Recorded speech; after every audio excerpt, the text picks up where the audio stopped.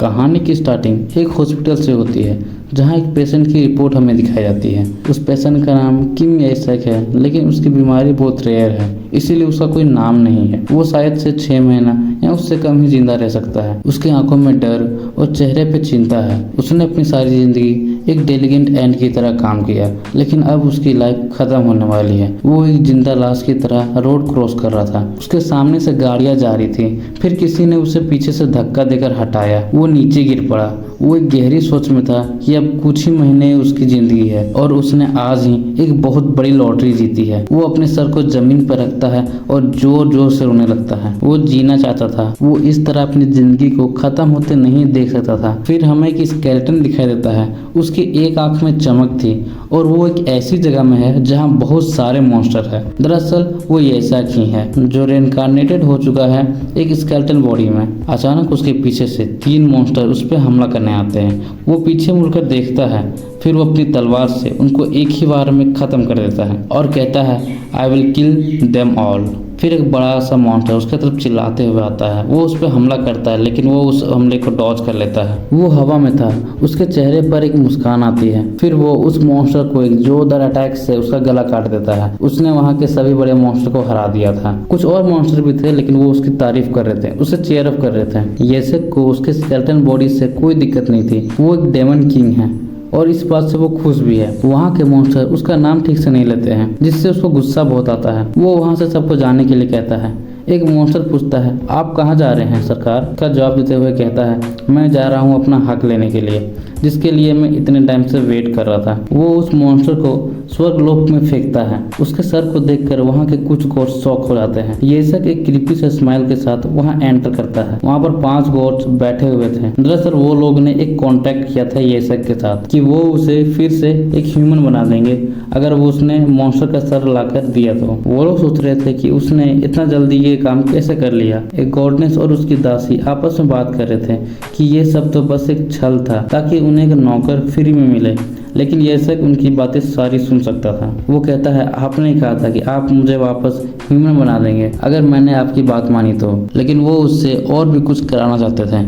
उसको ये सब सुन के बहुत ज्यादा गुस्सा आने लगा। वो गुस्से में कहता है तुम लोग चाहते क्या हो मुझसे? फिर वो अपने माना को पूरे हॉल में फैलाने लगता है। एक गॉडनेस दूसरे गॉड को कहती है शायद इसे पता चल गया कि हम इसका इस्तेमाल कर रहे थे। वो लोग फिर से कॉन्ट्रैक्ट की बात करते हैं। यासेक कहता है क्या तुम लोग अपने स्लेव्स को ऐसे ही ट्रीट करते हो? मैं एक फॉरबिडन आर्ट की वजह से यहाँ बुलाया गया हूँ, इसीलिए मुझ पे नेचर के लॉज अप्लाई नहीं होते। मैं बुढ़ापे से नहीं मर सकता क्योंकि मैं अनडेड हूँ। मेरी एबिलिटीज खुद में ही एक खतरा है, चाहे वो स्वर्गलोक ही क्यों ना हो। वो लोग कहते हैं कि हमें थोड़ा टाइम दो, अगर तुम कुछ प्रॉब्लम को सॉल्व करते हो तो। यासेक किसी की नहीं सुनता। वो एक स्पेल कास्ट करने लगता है। सभी लोग डर जाते हैं। वहाँ उसे ऐसा करते थे। यासेक अपने दोनों हाथों को उठाकर एक स्पेल कास्ट करने लगता है। वो एक ऐसा स्पेल था जिसको कास्ट करने के बाद वहाँ के सारे लोग स्केलेटन में बदल जाएंगे, बिल्कुल उसी की तरह। उसकी माना पूरे हॉल में फैलने लगी थी, लेकिन फिर अचानक से उसकी माना सारी गायब हो जाती है। यासेक को कुछ समझ नहीं आता।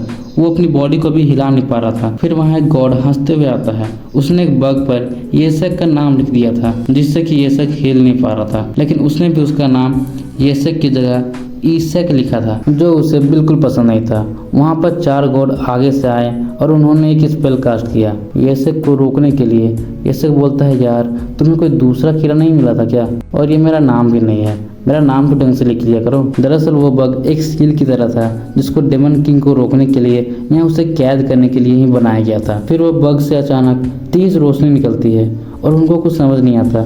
यासेक कहता है तुम लोग सच में बेवकूफ हो। तुमको ये बात मेरे सामने तो नहीं बोलनी चाहिए थी। एक कीड़ा बनने से अच्छा मैं खुद को ही मार दूं। उसके अंदर से भी वही सेम रोशनी निकलने लगी जो उस बग से निकल रही थी। वहाँ खड़े गॉड्स में हड़बड़ी हो गई। वो उसे रुकने के लिए कह रहे थे। यासेक के अंदर से निकलती हुई रोशनी पूरे स्वर्गलोक में दिख रही थी। फिर वहाँ एक बहुत तेज धमाका हुआ।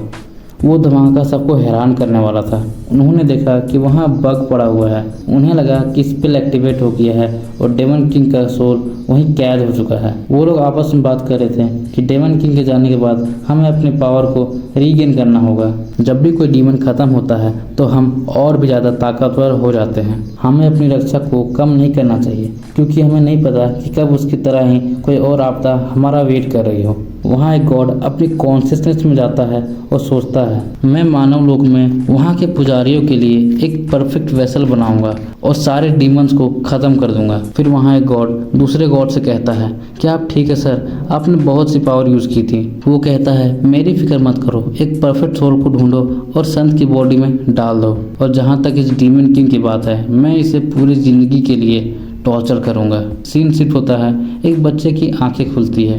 वो पहले अपने दोनों हाथों को देखता है और महसूस करता है कि वो एक ह्यूमन बॉडी के अंदर है, एक बेबी की फॉर्म में। वो येसेक ही है, वो फिर से रिकार्नेट हो चुका है। उसे तो विश्वास ही नहीं हो रहा था कि वो सच में ह्यूमन बन गया है। वो सोच रहे थे कि वो गॉड्स तो मुझे मारने वाले थे, लेकिन क्या उनसे कोई गलती हो गई। फिर वहाँ एक मेड की नज़र उस पर पड़ती है और बोलती है, वाह, हमारे संत ने अपनी आंखें खोल दी। येसेक सोचता है, क्या इसने मुझे भी संत कहा। वो उनकी तरफ देखता है और सोचता है, क्या ये लोग मेरी देख करता हैं। लेकिन फिर उनके चेहरे पे एक क्रीपी सी स्माइल आ गई। उनके हाथों में दूध की बोतल थी, लेकिन उसमें दूध के बजाय कुछ और ही था। दरअसल उसमें एक खास तरह की जहर थी जो उन्होंने वहाँ पर संत के वारिस को मारने के लिए ही बनाया था। येसेक डर जाता है उन्हें इस तरह देखकर और उनकी बातें सुनकर। वो सोचता है, अरे मैं तो अभी ही मरा हूँ, मुझे फिर से क्यों मारना चाहते हो।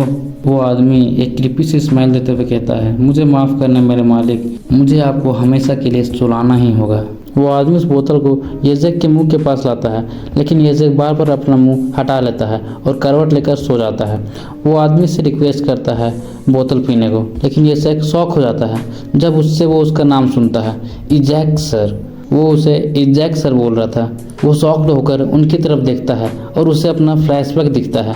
इस नाम से तो वो मॉन्स्टर लोग मुझे बुलाते थे, और जब उस गॉड ने स्पेल यूज किया था मुझे सील करने के लिए, तो उसने उस बग पे भी मेरा नाम लिखा था, इजैक। शायद इसीलिए मैं सील नहीं हो पाया और रिकार्नेट हो गया अलग बॉडी में, वही नाम के साथ जो नाम उसने लिखा था। ये सोचते सोचते वो एक क्रीपी सी लाफ देने लगा।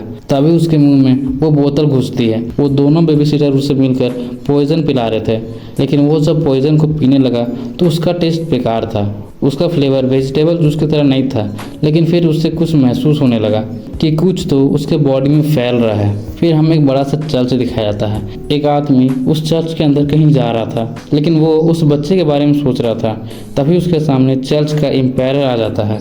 वो उन्हें अपना सिर झुकाकर प्रणाम करते हैं। एम्पायर कहता है, तुम लोग यहाँ किस काम से आए हो। वो लोग कहते हैं, हम लोग तो हाउस ईसुहा के सन कैंडिडेट से मिलने आए हैं। इतने शुभ अवसर पर हमें तो आना ही पड़ेगा ना। एम्पायर एक गहरी आवाज़ में कहता है, आपकी बातों से ऐसा क्यों लग रहा है कि आपकी मजबूरी ही रही होगी यहाँ पर प्रेजेंट होने की, क्योंकि वो एक संत है। एम्पायर उनसे कुछ बातें कर ही रहे थे, इतने में एक आवाज़ उनके कानों में गूंजती है, जल्दी चलिए, हमारे यंग मास्टर को देखिए एक बार। वो सब हड़बड़ी में जल्दी जल्दी येसेक के रूम में पहुंचते हैं। वहाँ एक मेड पहले तो बहुत डरी हुई आवाज़ में बोलती है, हमारे यंग मास्टर। उसके बाद अचानक से ट्यून चेंज, बहुत ही क्यूट है, जरा देखिए इसे, अपना पेट पकड़कर कितनी खुशी से हंस रहे हैं। इन्होंने 15 बोतल्स वेजिटेबल जूस पिया है जिसमें टेस्ट नहीं था। वो बाहर से आया हुआ आदमी ये सब सुनकर काफ़ी शॉक हो गया। वो सोच रहा था, आखिर ये जिंदा कैसे है, इतना जहर पीने के बाद भी। उसके चेहरे पर गुस्सा और टेंशन दोनों दिख रहा था। दरअसल हुआ कुछ ऐसा, जब येसेक को महसूस होने लगा कि उसके बॉडी में कुछ फैल रहा है, उसे समझ आया कि ये कोई वेजिटेबल जूस नहीं है, बल्कि होली पॉइजन है। ये एक विनाशकारी जहर है जो पादरी सदस्यों की पावर को ख़त्म कर देता है। इसका असर जल्दी नहीं होता, लेकिन क्योंकि ये जहर है, अगर ज़्यादा लिया जाए तो जानलेवा भी हो सकता है। क्योंकि ये पॉइजन डीमन की माना से बनता है, इसीलिए मेरे जैसे डीमन किंग के लिए ये तो परफेक्ट है। वो अंदर ही अंदर बहुत खुश हो रहा था। अंदर ही अंदर सोचता है, मैं तो इसे पेट भर के पीऊँगा। बोतल में जहर खत्म होने के बाद वो और उसे चिल्लाने लगता है ताकि ऐसा लगे कि उसे और चाहिए। वो आदमी खुशी से उसे जूस देता है, सोचते हुए कि पॉइजन जल्दी असर करेगा। ये सब इसके लिए उसे थम्स अप दिखाता है कि ये बहुत टेस्टी है। ऐसा करते करते वो अंदर ही अंदर अपनी कॉन्शियस माइंड से अनकॉन्शियस वर्ल्ड में जाने लगता है। जाते जाते वो अपने मेन माना कोर के पास पहुंचता है, जहां पर वो अपने माना को क्रिएट कर सकता है। फिर वो अपने दोनों हाथों के बीच ध्यान लगाता है और उसमें एब्जॉर्ब किया हुआ माना को डालता है। उसे माना कोर की जरूरत पड़ेगी अगर उसे मैजिक यूज करना है तो। लेकिन फिर अचानक से उससे एक तेज रोशनी निकलती है। वो देखता है इसमें तो 3 कलर है माना कोर के, और ये चमकती हुई रोशनी कैसी है। फिर उसे समझ आया कि ये कलर्स की प्रॉब्लम नहीं है। वहाँ पर बहुत सारी एनर्जी जमा हो चुकी थी। उसके चेहरे पे हल्की सी मुस्कान आई क्योंकि ये सब उसके सोच के ऊपर था। वो उस मानव कोर की तरफ आगे बढ़ता है उसे टच करने के लिए। उसके चारों तरफ बहुत सारी एनर्जी दौड़ रही थी। वो सोचता है अगर मैं इस एनर्जी के साथ बड़ा हुआ तो फिर मैं अपनी सोच से भी बड़ा मॉन्स्टर बन सकता हूँ। उस महानाकोर में उसका नाम था और उसके नीचे एक सर्वाइव का बटन था। उसने उसे दबा दिया। फिर उसे अपने फ्लैशबैक याद आने लगे कि वो कितना डेस्परेट था इस पल को जीने के लिए, सिर्फ वही जानता है। आखिरकार वो स्केलेटन किंग की तहत एक ओरिजिनल बफ और स्किल को क्रिएट कर पाया, और वो स्पेल की वजह से भी जो इस बॉडी में डाली गई है उस गॉड के द्वारा। फिर आते हैं उसके कॉन्शियसनेस के बाहर। वो आराम से सो रहा था जिसमें वो बहुत शांति से लेटा हुआ था और उसकी आंखें बंद थी। वो दोनों बेबी सिटर सोचते हैं कि क्या ये मर गया है, लेकिन उसने एक उंगली उठाकर इशारा किया कि उसे और जूस चाहिए। फिर वो वही क्रीपी फेस बनाकर हंसने लगता है। अब प्रेजेंट का सीन। एम्पायर कहता है चलो, अब सुनकर अच्छा लगा कि कुछ बुरा नहीं हुआ, लेकिन वो चर्च में आया हुआ आदमी उसे बहुत गुस्से से देख रहा था। येसे को लगा कि शायद मैंने ज़्यादा पी लिया इसलिए मुझे वो इस तरह देख रहा है। वो उसे खुश करने के लिए एक स्माइल देता है, लेकिन वो उससे और भी ज़्यादा चिढ़ जाता है। वो मन ही मन सोचता है कि ये तो इम्पॉसिबल है, इसे तो खून की उल्टियाँ करनी चाहिए, लेकिन उससे बजाय ये तो मुझे देखकर हंसे जा रहा है।